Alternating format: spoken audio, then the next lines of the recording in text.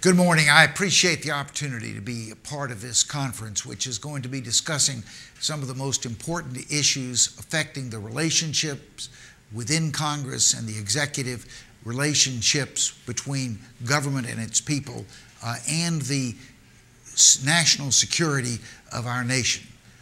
It's very significant that this conference is being held the day after Senator Feinstein made her statements relative to the relationship between the inquiry, which has been conducted by the Senate Intelligence Committee, and the CIA, because what we're going to be talking about today raises many of the same fundamental issues.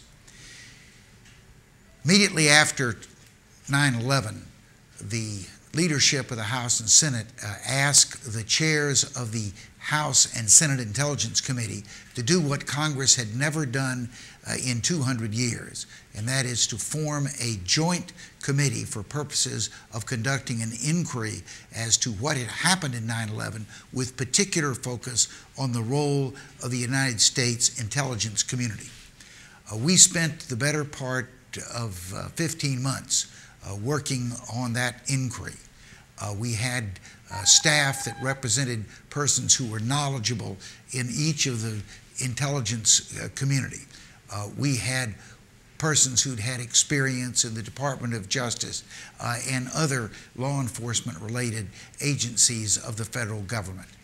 We conducted hundreds of interviews, read thousands of pages of documents, and in December of 2002 produced an 800-plus page report.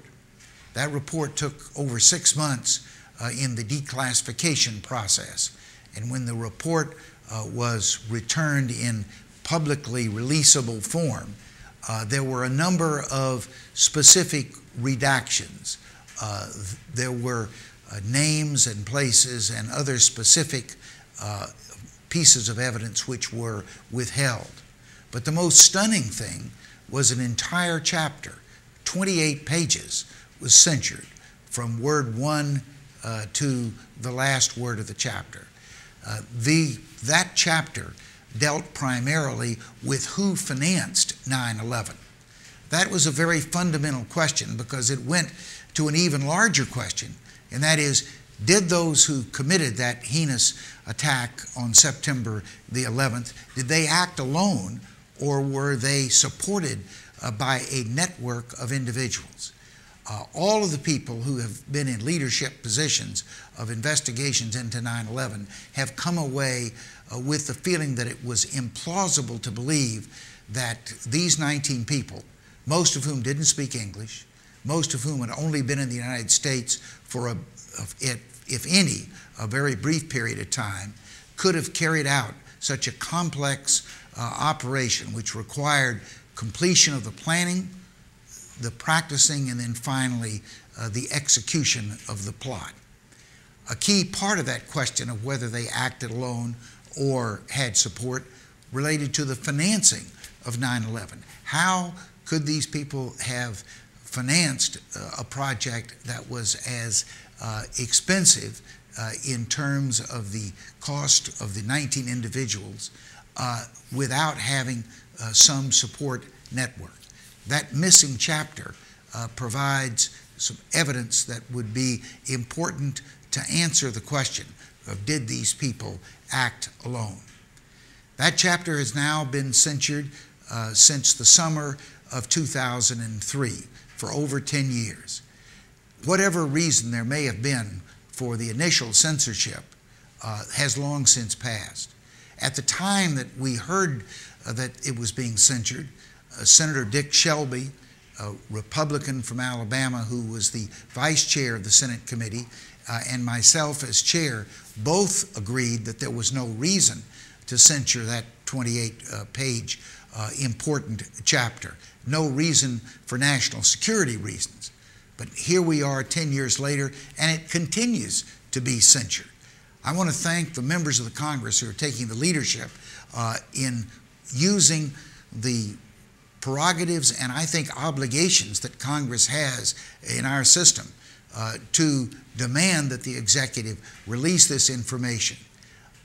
It is important for a number of reasons. It's important for justice. There are thousands of Americans who are currently litigating against countries like Saudi Arabia and other entities for their complicity in 9/11, and therefore their responsibility to accept some of the horrific costs which have befallen those families because of the loss of a loved one. That justice to date has been denied, in part because important information that would sustain their claims have been withheld, such as this 28-page chapter. Second, it's important to set the historical record correct. If we are going to not repeat the past, but learn from the past in order to avoid incidents such as 9/11 in the future, we need to know everything we can as truthfully and fully as possible about what actually happened on 9/11 and in the preparation for 9/11. And finally, it's a matter of current national security.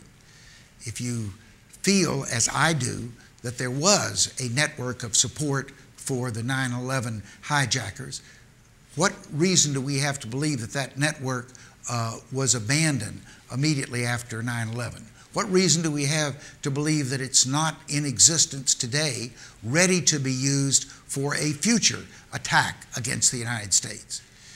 These are the issues that are at stake in the question of whether the executive branch, with the concurrence and leadership of the members of Congress, will make this information available to the American public, so we will be a more just, a more informed, and a more secure nation in the future. I again express my appreciation for those who are leading this effort, and I wish you well. Thank you.